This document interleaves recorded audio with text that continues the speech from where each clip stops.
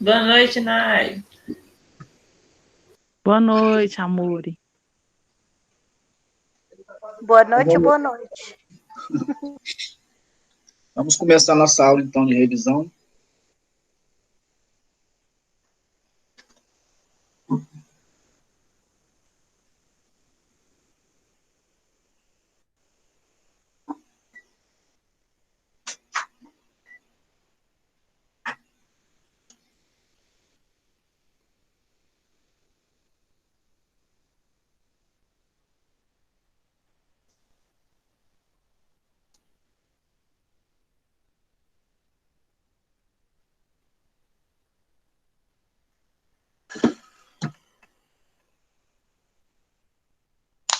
Muito bem, pessoal. Então é o seguinte, a gente viu na aula passada a primeira parte da nossa revisão, que foi a parte de orçamento empresarial, e hoje a gente vai ver a parte de orçamento público.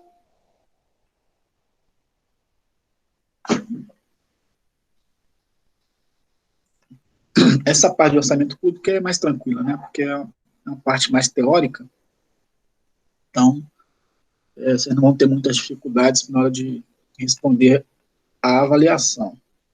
Certo? Acredito também que orçamento empresarial também não terão dificuldades, né? Todas as aulas estão gravadas, estão disponíveis lá no canal no YouTube, então é só se reportar às aulas que vocês vão ter todo acesso à informação e fazer uma excelente avaliação, com certeza, né?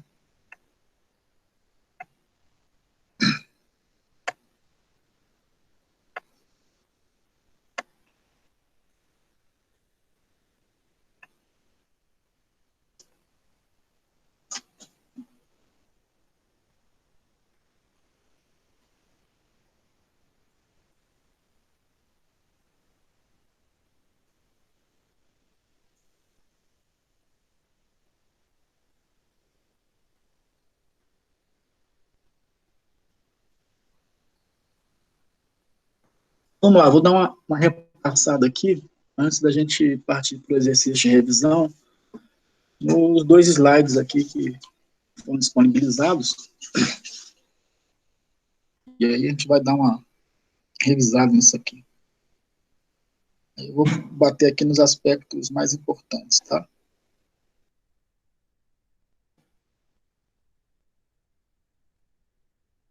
Bom, a primeira coisa que a gente tem que lembrar é que a administração pública ela está dentro da parte de direito administrativo, de legislação, certo? E nós sabemos que esse direito administrativo ele não está codificado. O que significa isso? Nós temos diversas leis esparsas que são utilizadas dentro do âmbito da administração pública, certo? Nós não temos um código único, como, por exemplo, Código Penal, Código Civil, ou Código Tributário, que a gente sempre possa estar nos reportando quando a gente tiver algum tipo de dúvida, certo? Então, isso acaba tornando o estudo do objeto público um pouco mais complexo do que poderia ser.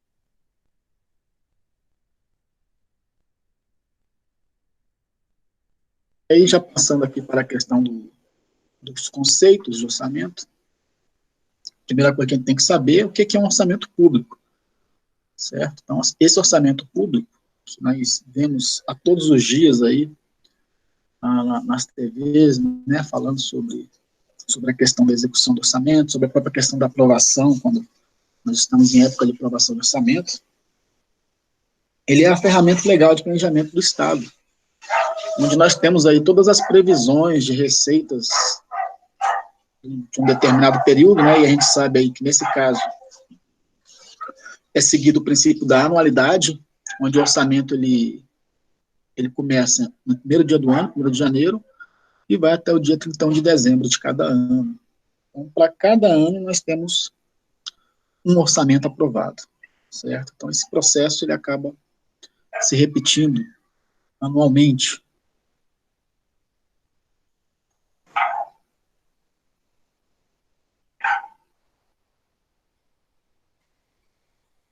Então, para entender o que é o orçamento público, a gente precisa saber também conceitos, né?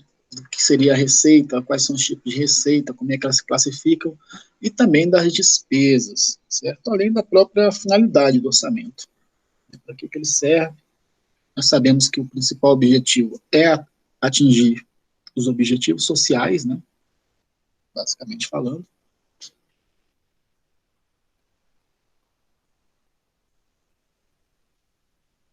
Com isso, nós temos aí um ciclo orçamentário. Esse ciclo orçamentário ele pode ser definido aí como uma série de passos que se repetem em períodos pré-fixados, certo?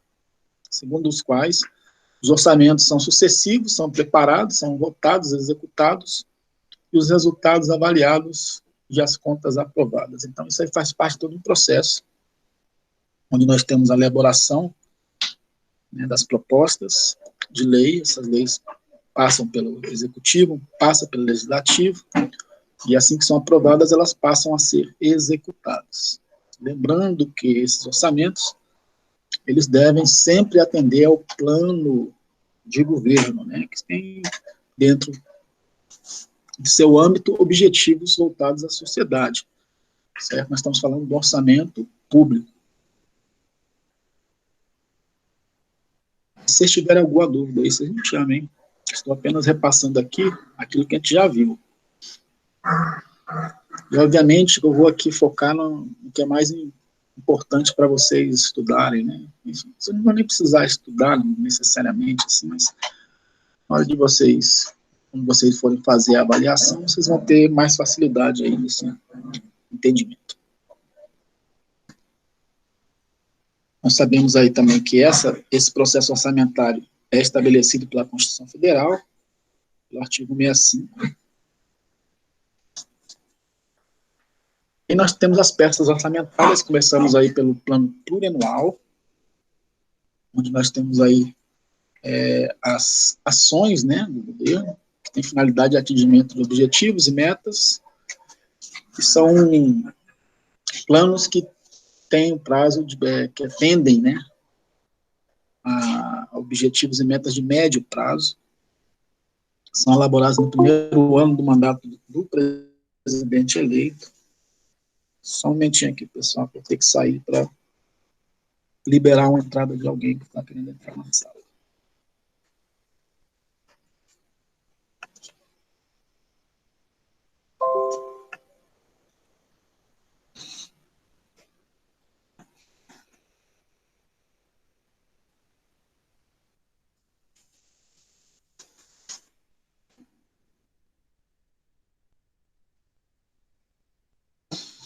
Esse plano plurianual, ele tem aí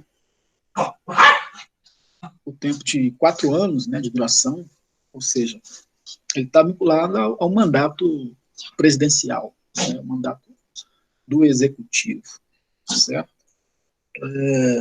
É bom lembrar que sempre que é feita a troca de governo, né, mesmo que se permaneça o mesmo governante, é feito um novo plano plurianual, certo? Então, no primeiro ano de governo, aquele governante ele está seguindo as diretrizes do plano plurianual do governante anterior, que antecedeu a ele, certo? Isso para dar continuidade ao processo, até porque nós temos aí o ciclo orçamentário, onde esse plano plurianual do novo governante que foi eleito por votos, precisa ser aprovado pelas duas casas, Congresso Nacional. Outra peça é a Lei de Diretrizes Orçamentárias, e ela faz aí o meio de campo, né, gente, entre o plano plurianual e as leis orçamentárias de cada ano. O objetivo, a finalidade principal da LDO, que é a Lei de Diretrizes Orçamentárias, é estabelecer as metas e prioridades para o exercício financeiro subsequente. Ou seja, esse projeto, ele é feito anualmente, né? Então, como a lei orçamentária, a LOA, ela tem que ser aplicada ano a ano, então nós temos o LDO também para cada ano.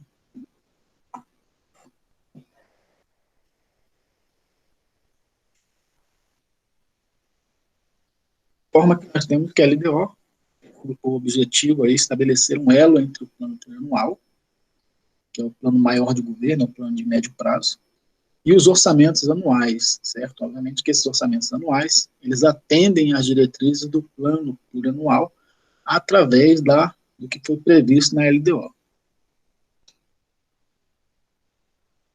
E a terceira peça, né, nós temos, fechando aí o ciclo, é a Lei Orçamentária Anual, que é uma lei elaborada pelo Poder Executivo, que estabelece as despesas e receitas que serão realizadas no próximo ano, certo? Então, nós temos aí a Lei Orçamentária Anual.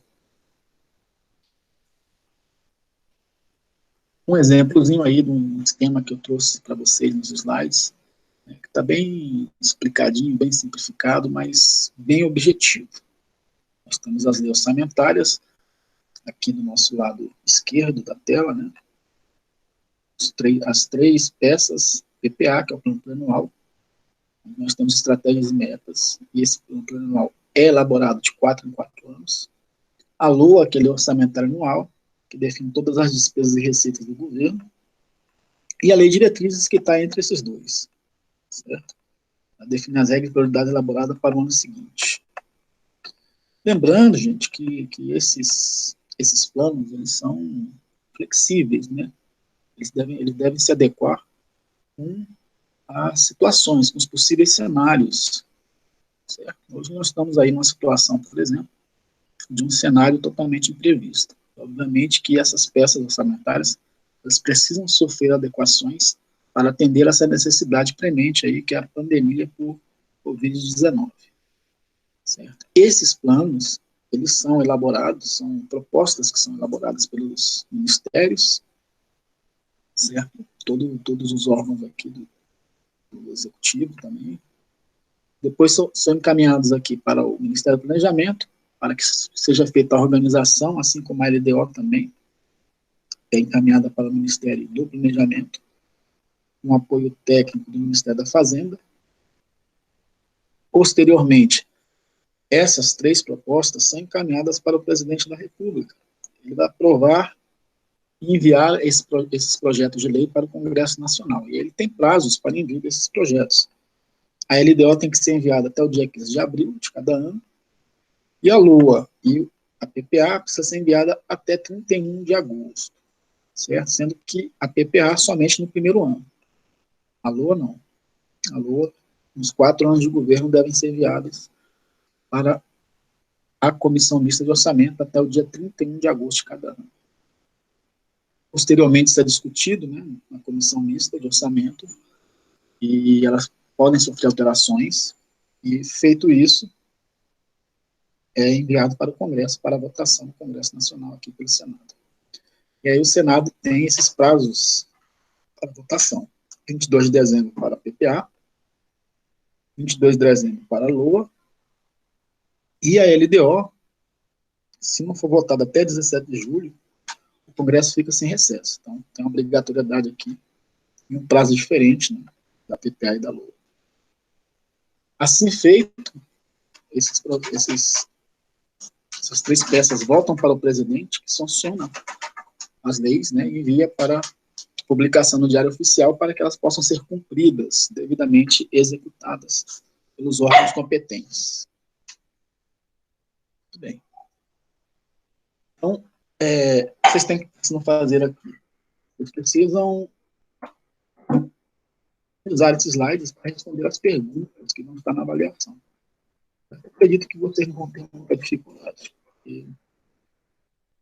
É bem claro aqui as explicações nos slides, vocês têm aí todo o material de apoio, como as aulas gravadas. Então, não há o porquê de entrar em desespero, nem há o porquê de tirar uma nota que não seja compatível com algo próximo de 10. É isso que eu acredito, de verdade.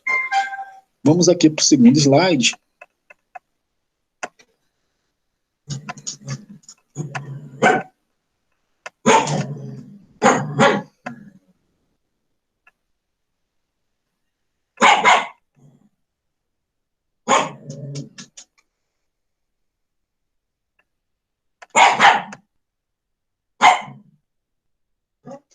Só um momentinho aqui, pessoal.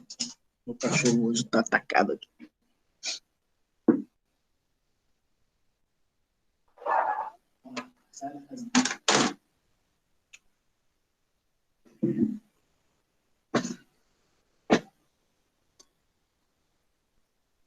E é isso. Agora, aprofundando um pouco mais, a gente vai falar sobre receitas e despesas. Aí, novamente, eu vou focar aqui naquilo que é mais importante, certo? Em termos de conceitos. Tudo é importante, na verdade, né, gente? Mas, enfim, vamos aqui tentar fazer uma apanhada aqui, até porque a gente já falou desses slides aqui outras vezes.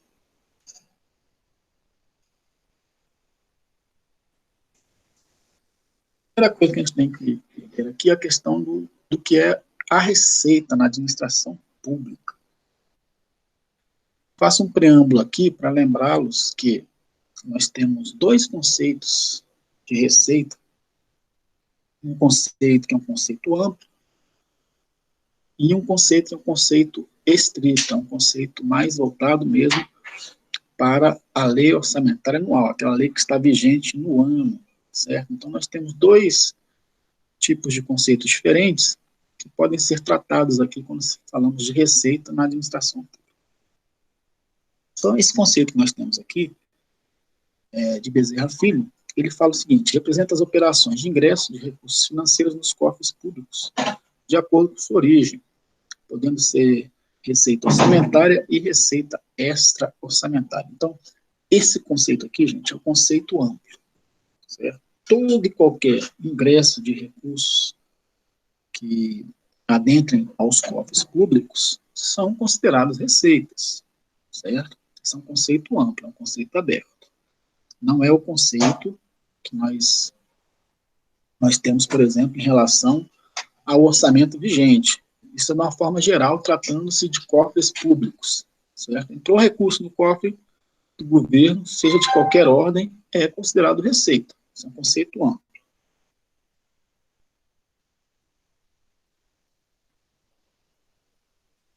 Temos ainda aí, a preocupação da lei orçamentária reside no montante de recursos financeiros que poderão ingressar nos órgãos públicos, sendo representado pelo tipo de receita, identificando, prevendo cada uma das suas origens, bem como o montante de recursos que deverão ser dispendidos pelos órgãos, representado pelo tipo de despesas, a realização de seus programas de trabalho, tarefas, identificando, fixando o montante de cada uma dessas aplicações.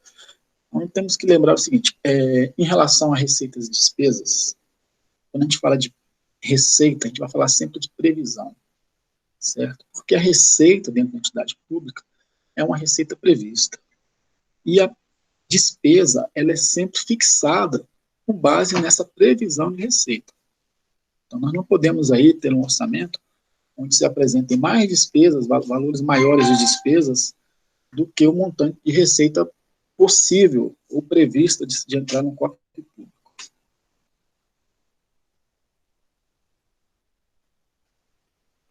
E para diferenciar, começando aqui a fazer uma diferenciação do conceito amplo, nós temos de receita, né?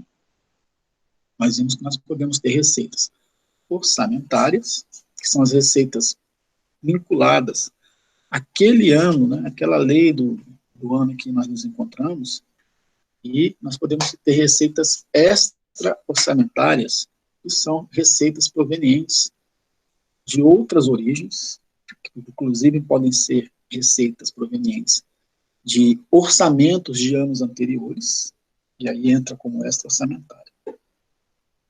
E aí, quando a gente tratar de orçamento público vigente, eu estou falando do orçamento do ano que nós nos encontramos, no caso seria 2020, nós vamos estar falando que todo ingresso de recursos financeiros autorizados é considerado receita.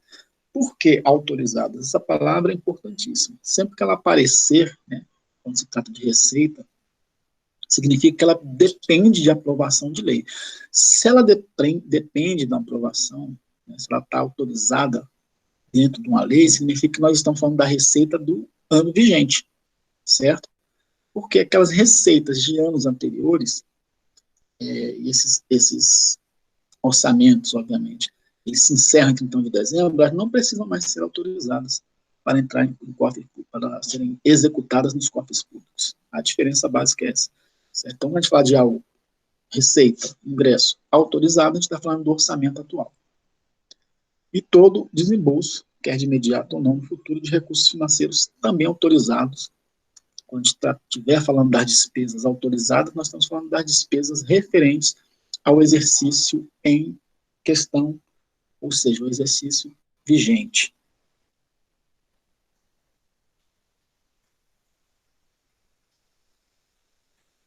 Mais um conceito aqui que trata, né, em relação a receitas e despesas. Nós temos aí que essa lógica não funciona em sua totalidade na execução orçamentária em virtude do conceito de receita e despesa sob o ponto de vista do patrimônio ou patrimonial ser diferente do conceito orçamentário de fluxo de caixa, certo? Além dessas duas situações que eu citei para vocês, né, de receitas e despesas, que eu posso ter as receitas e despesas não autorizadas e as receitas e despesas autorizadas, as autorizadas, aquelas do orçamento vigente, e as não autorizadas, ou seja, que não precisam de autorização, na verdade, né, porque elas não possam ser executadas, elas referem-se a outros períodos ou fontes divergentes dessa lei orçamentária que nós nos encontramos.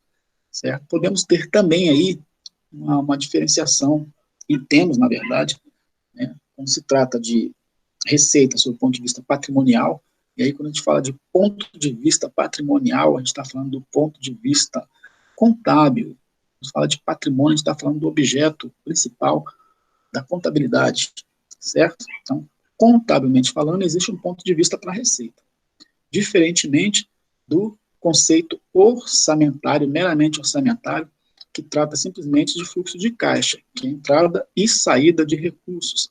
Isso serve tanto para receitas quanto para despesas. E a diferenciação básica que nós fazemos em relação a isso é em classificá-las em efetivas, tanto para receitas ou despesas, e não efetivas, certo? E aí, quando a gente fala de receitas e despesas efetivas, a gente está falando de receitas e despesas pensando na ótica patrimonial. Ou seja, quais são as receitas e despesas que afetam o patrimônio líquido da entidade? Isso é uma receita ou uma despesa efetiva, certo? Na contabilidade, que é feita também em órgãos privados, que vocês também estão aí, inclusive, estudando com outro professor, vocês devem ter visto que, contabilmente, só se considera uma receita aquilo que entra no patrimônio da entidade e altera o patrimônio líquido, certo? A simples entrada de recurso no patrimônio não necessariamente é considerada uma receita. Por quê? Porque nós temos que analisar justamente isso. Se ela afeta ou não a situação líquida da empresa. A mesma coisa para a despesa, né? A receita afeta positivamente e a despesa afeta negativamente. E, obviamente, nós temos aí que estar observando esses elementos, né, para fazer essa classificação.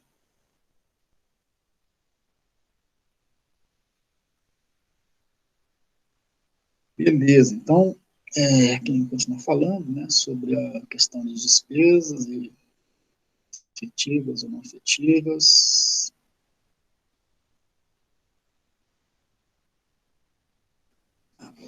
Reforçando ainda essa ideia, né, do que foi falado na visão patrimonial. A receita representa um acréscimo definitivo de recursos sem o surgimento do passivo correspondente ao consumo de um ativo. Já a despesa representa a diminuição do ativo em virtude do seu consumo ou a transferência de propriedade de um bem necessário para a obtenção de receitas. Certo, gente? Então, o que a gente tem que ver? É o seguinte, ó, saiu recurso. Esse recurso, ele está saindo, existe uma troca pela saída do recurso? A entidade pública está comprando alguma coisa com esse recurso? Se ela está comprando, por exemplo, equipamento, isso não é uma despesa, isso é considerado um investimento, certo? Agora, se está saindo recursos que não tem uma contrapartida imediata de troca, simplesmente a saída do recurso, o consumo desse recurso, isso sim é uma despesa efetiva. Mesma coisa para a receita, né? Se tem uma entrada de um recurso, mas não existe uma troca por essa entrada, ou seja, eu não estou trocando recursos por dívida, essa entrada de recurso ela é livre para mim, ela é uma receita efetiva. A partir do momento que a gente tem a entrada de recursos nos cofres públicos provenientes de operações de crédito, os órgãos públicos, as entidades públicas, elas podem também fazer endividamento junto a bancos, por exemplo, para financiar suas atividades. E sempre que se faz a operação de crédito, empréstimos, financiamentos, é simplesmente uma troca. Recebe recursos em troca de uma dívida. E aí não tem um aumento efetivo da riqueza líquida. Nesse caso, seria uma receita não efetiva.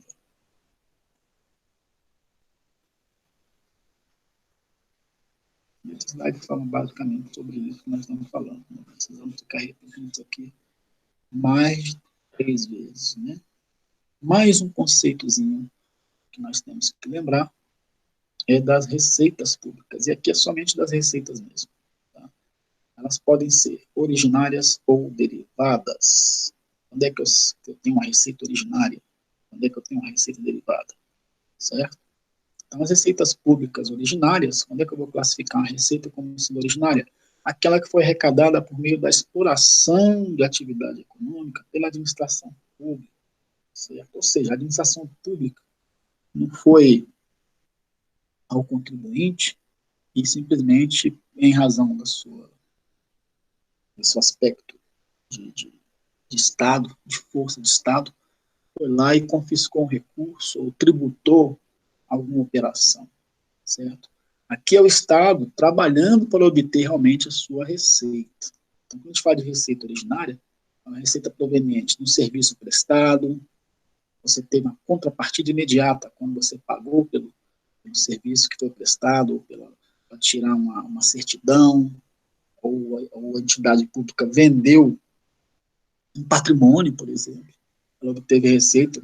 Então, existe uma troca, e existe existem dois lados, e a obtenção dessa receita não é simplesmente, meramente pelo fato da imposição de lei.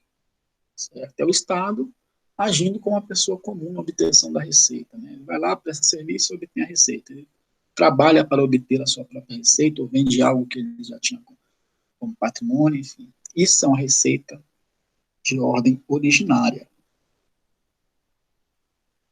Aí abre com exceção, onde as doações, seja de ordem pessoa jurídica ou pessoa física, entra como essa classificação de receita originária. Tá? É a única exceção que se faz aqui. Por isso que ela está, inclusive, em negrito aqui nesse slide.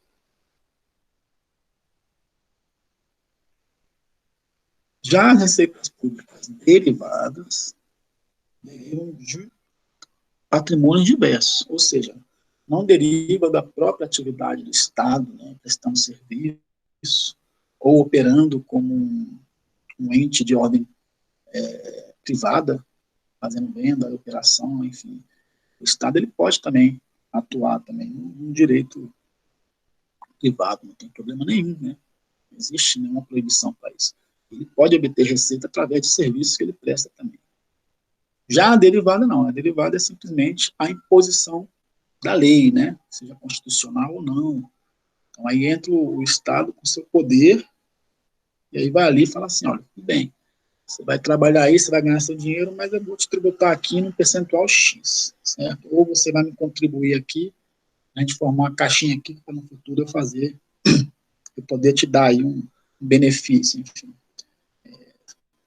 A gente não tem opção de dizer não para o Estado, para essas receitas. Ele simplesmente nos obriga a entregar esses recursos, certo? Então, esses recursos são recursos de ordem derivada.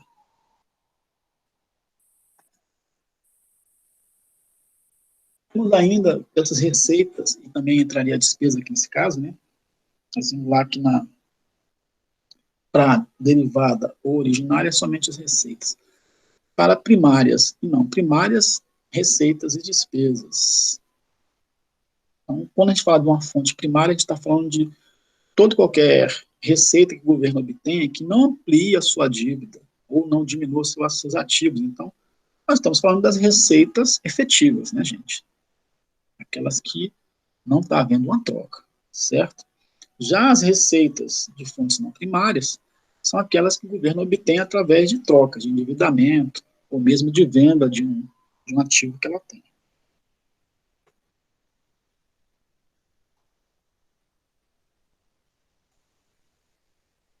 As despesas primárias, que também são chamadas de não financeira, né?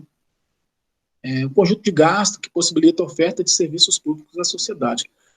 Ou seja, galera, o Estado prestando seu serviço de Estado, certo? Atingindo as finalidades sociais aí, aquilo que ele precisa atender. Então, todos esses serviços que são prestados, educação, saúde, segurança, isso são consideradas despesas primárias, são gastos com despesas primárias. Por quê? Porque é atividade do Estado ofertar esse tipo de serviço público para a gente, certo?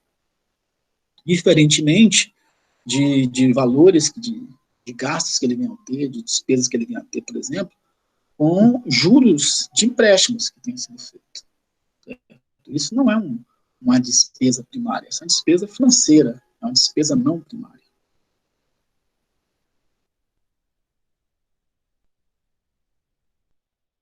Beleza, então, basicamente falando aí, nós temos que ter esses conceitos aí, quando se trata de receitas e despesas. Tá tranquilo até aqui para vocês? Alguma dúvida? Tranquilo. Vamos falar aqui agora das etapas, tanto da receita como da despesa, certo? Nós vimos aí que a receita, nós estamos falando de uma administração de recursos do Estado que obedece sempre ao que está previsto na legislação, certo? Então, tudo que acontece em termos de execução, tanto para a receita quanto para a despesa, tem que estar prevista na lei. O agente público ele não pode, de forma alguma, fazer algo que não tenha previsão legal. E aí nós temos que, para a realização da receita, nós temos 4 estágios diferentes. Só um momentinho aí.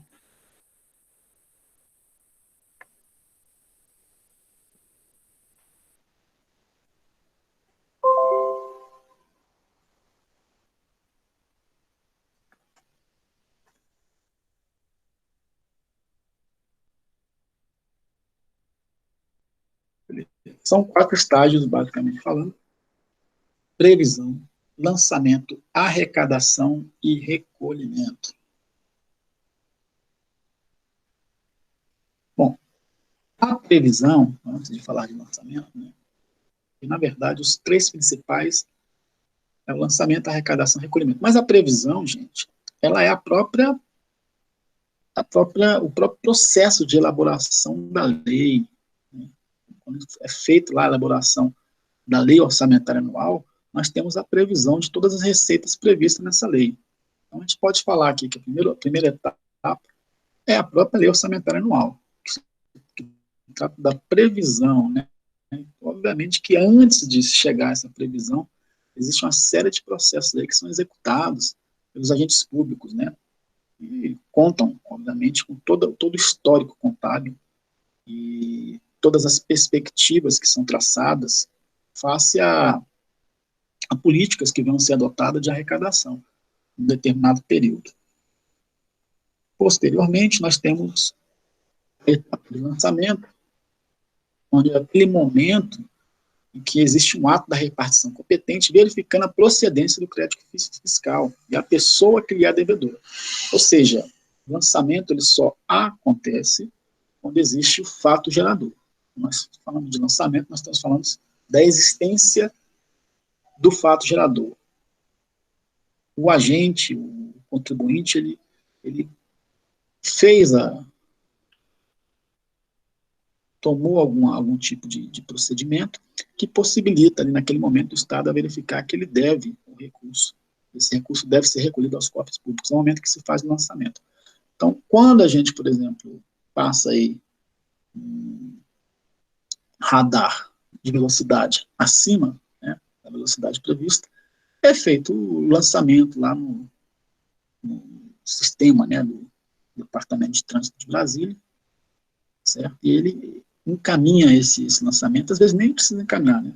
Ele deixa disponível no sistema, a própria pessoa, ela tem por obrigação ir lá e verificar se ela tem algum ato que está definindo ali um possível pagamento dessa multa ou não, certo? Então, o lançamento é um acontecimento, ela só pode ser feita, na verdade, quando o fato acontece realmente, procede realmente o seu acontecimento. A terceira etapa é a etapa da arrecadação, é aquele momento onde, devidamente lançado um devido fato, certo? O credor, ou o contribuinte, melhor dizendo, né, o contribuinte, ele vai lá e se enche daquela arrecadação, daquele pagamento que ele precisa fazer, ele vai ao banco e faz o pagamento. Então, nesse momento, ocorre o quê? A arrecadação do recurso, certo? Nesse caso, o governo ele tem agentes que são autorizados a fazer essa arrecadação, geralmente as próprias instituições bancárias, né? Existem outros também que podem ser autorizados a fazer esse tipo de arrecadação para o governo, mas nesse momento aqui nós não temos ainda a entrada do recurso nos cofres públicos. Geralmente essa arrecadação ela é feita para terceiros, que nós chamamos de substitutos tributários, e esses substitutos tributários, que são autorizados legalmente pelo governo para fazer isso, e às vezes até obrigados, né, na maioria dos casos, eles fazem o repasse desses recursos posteriormente aos cofres públicos. É o que nós chamamos de recolhimento, né? No momento que esses agentes que fazem a arrecadação para o governo fazem o recolhimento. As próprias empresas que nós trabalhamos, né, elas são agentes arrecadadores de recursos. No momento que elas fazem a apropriação contábil lá de todos os encargos trabalhistas e sociais dos seus empregados, e ela precisa repassar esses recursos para o Estado, aos cofres públicos, sob pena de apropriação indébita pelo não repasse dos recursos. Para a despesa, nós temos aí 3 estágios: o empenho, a liquidação e o pagamento, e temos ainda, ao fim de um determinado período orçamentário, né, após 31 de dezembro de cada ano, valores que estão vinculados a essas despesas que podem ser tratados também, serão tratados como restos a pagar, que podem ser processados e não processados. E o que é o empenho? O empenho é o ato emanado da autoridade competente que cria para o Estado a obrigação de pagamento, pendente ou não de implemento de condição. Certo? Então, gente, o empenho, na verdade, ele é um documento que é feito, né, um pré, digamos assim, um pré-contrato, face a possíveis despesas que devem ser realizadas. Essas despesas podem ser correntes ou mesmo não correntes, mas o fato é que esse empenho não necessariamente garante ao credor desse recurso o pagamento, certo? Porque é a primeira fase, e essa primeira fase depende de mais 2 fases, e mais propriamente dizendo assim, da segunda fase, especificamente falando, que é a fase de liquidação, para que ele possa ser devidamente executado. A gente fala de devidamente executado, de ser pago ao credor, né? O Estado pagando algum recurso por algo que foi prestado, ou serviço, ou entrega de bens, enfim.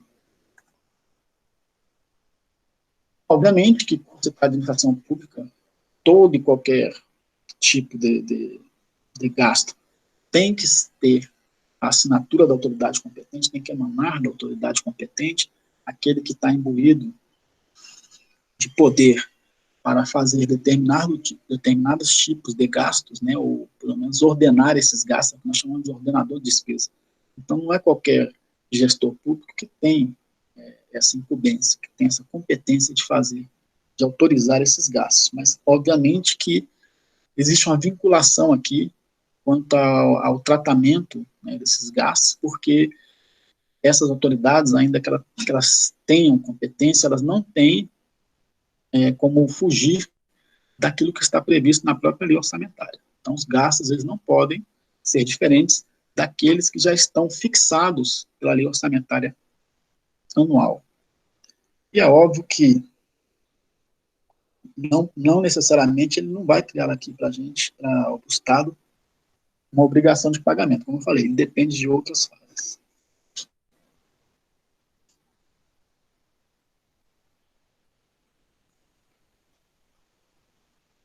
Uma informação importante é que o empenho não pode aí exceder ao limite da dotação concedida. Gente, dotação concedida é aquilo que foi concedido pela lei orçamentária anual. Então, cada órgão ele é contemplado com uma parcela de recursos, e esses recursos, eles obviamente serão gastos, mas eles não vão poder exceder ao limite.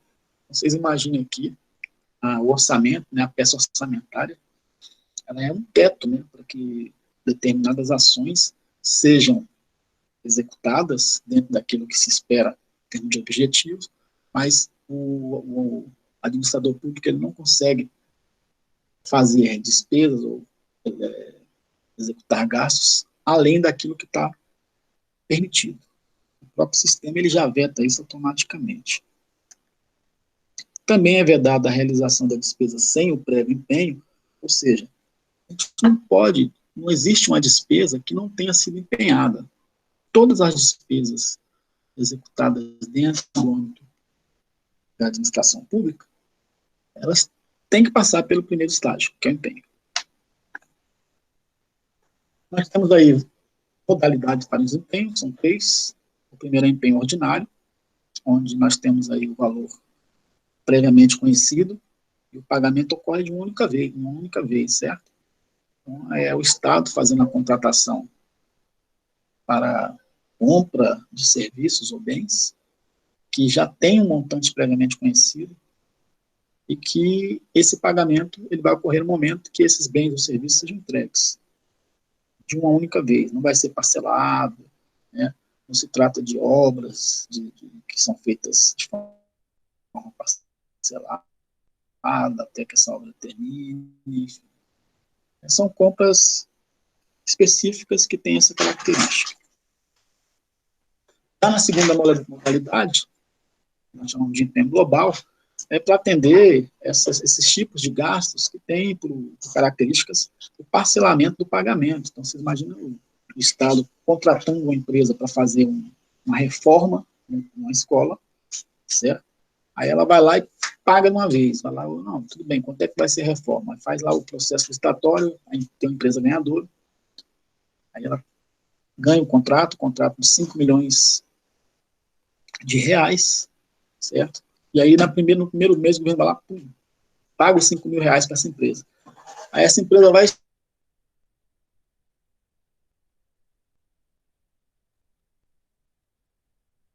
que seria uma grande burrice, né?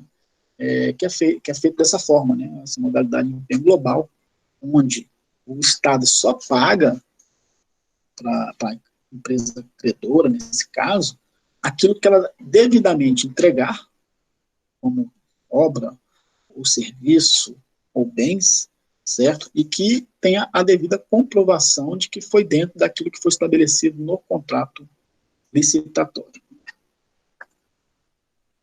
Por último, nós temos essa modalidade de empenho estimativo, que visa acolher essas despesas que não tem como saber o valor de forma prévia, certo? Então, se eu perguntar para vocês aí, se vocês sabem quanto é que vocês vão pagar de luz no próximo mês, ninguém vai falar que sabe, porque não tem como.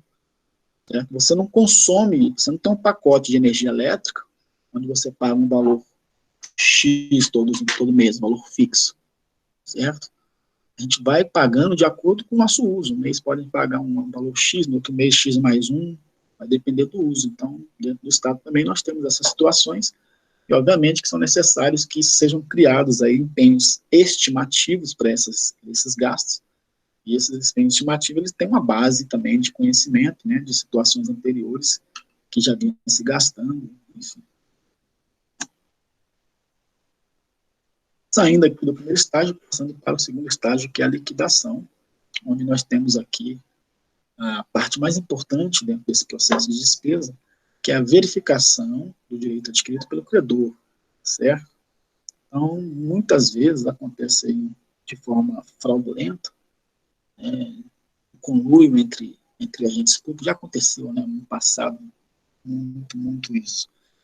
E se faziam contratos fictícios, esses contratos não eram cumpridos, o Estado pagava para o credor, porque estava de conluio com esse credor, e dividia os recursos aí posteriormente. Então, o que tinha de prefeito aí, de pequenas cidades aí do Maranhão, de cidades bem paupérrimas, né, andando com carros de luxo, com mansões milionárias, a gente não precisa nem falar, a gente já tem diversos exemplos aí que a gente já viu ao longo da nossa vida, certo?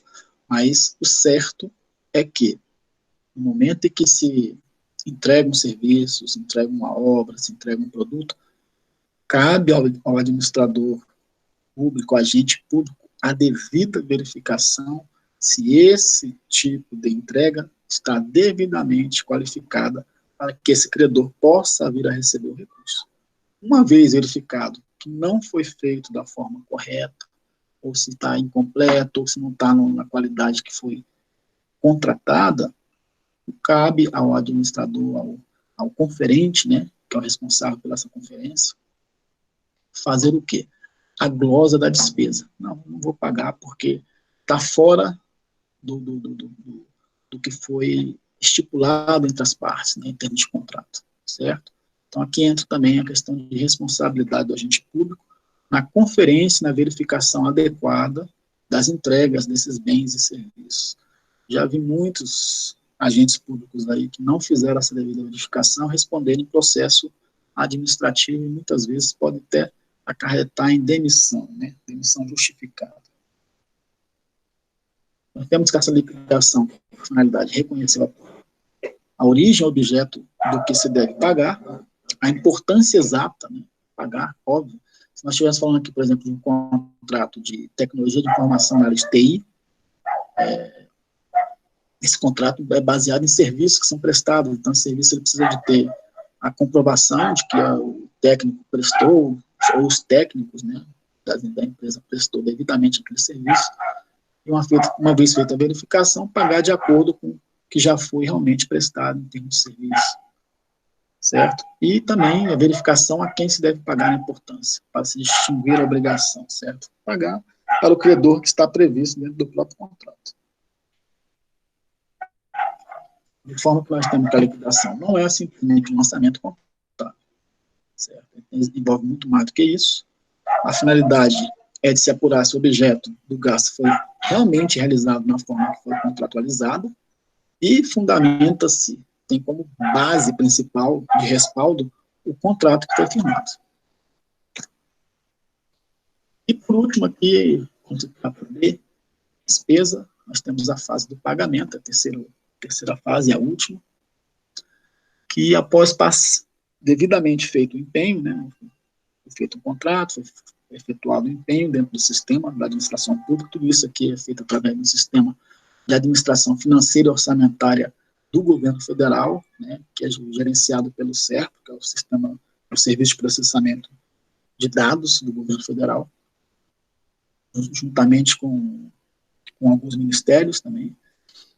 E aí, no pagamento, é simplesmente passando pelas duas fases, liquidação e empenho, fazer o pagamento, entregar o recurso, ou seja, fazer o depósito na conta do credor. Por último, aqui a gente tem duas situações que podem ainda acontecer após o término, após fim do exercício da lei orçamentária anual, ou seja, após 31 de dezembro, possíveis despesas que não foram executadas dentro do exercício, elas vão para outro tipo de classificação, né, elas saem ali daquela fase de empenho e passam a figurar como restos a pagar. Isso porque esse sistema, como ele é trabalhado anualmente, né, todos os empenhos precisam ser zerados, precisam ser anulados, para se começar um novo ano, certo? Com novos empenhos. E aí o que não tiver sido pago, mas que ainda pretende se pagar, ainda que seja do ano já finalizado, ele entra nessa parte de restos a pagar, certo? Então são despesas empenhadas, não pagas até 31 de dezembro E aí nós podemos classificar como processadas ou não processadas. As processadas são aquelas que chegaram à segunda fase, né, que foram devidamente verificadas ali na fase de liquidação, faltando apenas o pagamento. Então, muitas vezes chegou ali no 31 de dezembro, existem várias despesas que o credor já entregou, já comprovou que fez o serviço, entregou bem, né, os insumos, mas o Estado ainda não pagou, por problema de caixa, ou por questão de burocracia que seja, não interessa, certo? E aí essas despesas ficam classificadas como restos a pagar processados, aguardando apenas o pagamento. Então, não processado são aquelas que ainda estão na fase de empenho, mas que ainda devem acontecer, ainda vão passar pela fase de liquidação e pela fase de pagamento, certo? Então, restos a pagar não processados são aqueles valores empenhados e que ainda devem acontecer ao longo de um exercício novo, né, mas que refere-se a um exercício finalizado.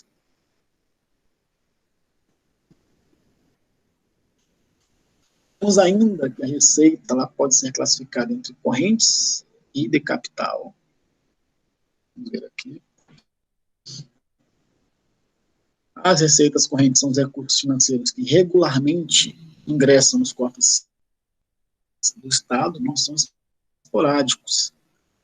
E servem para financiar, a princípio, despesas correntes, como, por exemplo, o custeio da máquina pública, juros, encargo da dívida, transferências legais, que estão previstas na própria Constituição, certo? Então, quando a gente fala de receitas correntes, gente, a gente está falando daquelas receitas que são recebidas, né, de forma linear e gradual ao longo do tempo. Não é algo esporádico, como, por exemplo, o Estado resolve vender um terreno para obter recursos. Isso não é uma receita corrente. Mas uma receita com tributo é uma receita corrente, porque esse tributo acontece a todo momento. Então, essa receita ela entra no cofre do governo, do Estado, a todo tempo, certo? Então, as receitas correntes têm essa característica. Elas já têm uma previsão ali que vai acontecer e acontecem, né? Daí que as receitas correntes podem ser classificadas em subcategorias econômicas. Nós temos a receita tributária, que é proveniente de impostos, taxas e contribuições de minorias. As receitas de contribuições, que são referentes de contribuições sociais para a Previdência Social, né, aposentadoria, né, seguro-desemprego, intervenção de domínio econômico, de tarifas de telecomunicações, por exemplo, e de interesses de categoria profissionais, como órgãos representativos, né, próprio CRC, Conselho Regional de Contabilidade, enfim, são receitas de contribuições e receitas correntes. Podemos ter aí também receitas patrimoniais correntes, que são provenientes da exploração econômica do patrimônio, né, tais como aluguéis. O Estado ele pode também fazer arrendamentos de terrenos, e aí ele vai recebendo aquela receita todo mês, mensalmente. É uma receita corrente que é obtida através do próprio patrimônio do Estado. Podemos ter aí também o Estado atuando na área agropecuária, fazendo exploração de atividades e com isso obtendo recursos. Também o Estado atuando na área industrial, extração mineral, por exemplo, indústria de transformação, indústria editorial. Certo? Muitas vezes a gente ouve falar aí de empresas que estão sendo privatizadas. Né? Em muitos casos nós temos aí o Estado atuando, né, tanto hoje quanto no passado, de serviços, né? Ou seja, o Estado também ele pode estar prestando serviços aí a diversas atividades diferentes, como fiscalização, processamento de dados, e aí toda vez que ele cobra por esse serviço, ele obtém a receita também. Só um momentinho aqui, pessoal.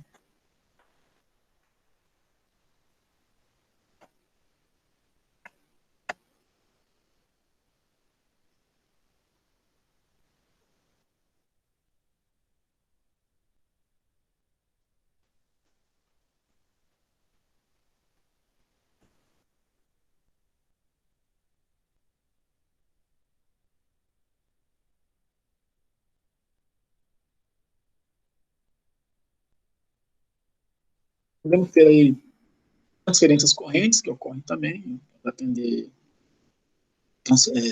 obrigações provenientes de ordem constitucional ou de convênios que sejam firmados entre estados, municípios, né, para a questão de doações, e outras despesas correntes que possam vir a acontecer, mas que não tem aí classificação nessas que nós citamos anteriormente, como multas, juros de mora, indenizações. São situações que às vezes ocorrem, né, de forma corrente, mas que não tem uma previsão assim, de que vai ocorrer, da forma como vai ocorrer. Temos também as receitas correntes.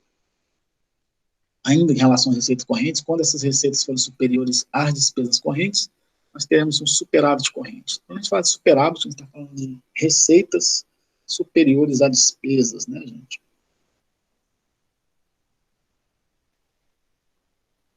Agora entrando aqui falamos de correntes, agora vamos falar de capital. O que são receitas de capital, né? Recursos financeiros oriundos de possibilidades permitidas pela legislação através de constituição de dívidas. Gente, isso aqui é importante, certo? O Estado ele pode vir aqui constituir dívidas e obter receita, certo?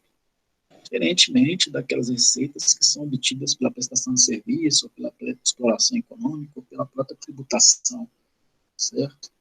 Então, ela pode também fazer venda de bens, vender um imóvel, por exemplo. Isso nós chamamos de receita de capital, certo? Aí nós temos os tipos aí, ó, de categorias econômicas: operações de crédito, alienação de bens, amortização de empréstimos, transferência de capital também, e outras receitas de capital, certo? Ou seja, são aquelas que não têm essa característica, né, de previsão, de entrada de recursos ao longo do ano, com fluxo regular, certo? Elas acontecem de forma esporádica, geralmente. É a venda de um bem, o Estado fazendo uma operação para cobrir um buraco ali, um orçamentário, né? São valores referentes à integralização de capital social, com vista à busca de recursos, e por aí vai. E aí nós fechamos aqui essa segunda parte, que seria a parte de receitas e despesas públicas. Mandei para vocês uma atividade, ela está disponível aqui, né, no Moodle, não sei se vocês chegaram a ver, mas eu vou aqui mostrar para vocês.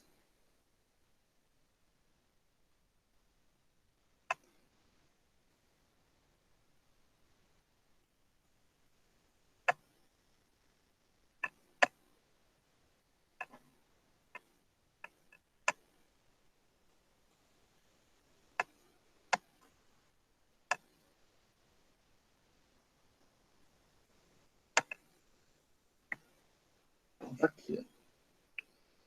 Está lá no Moodle, atividade de revisão 2, né?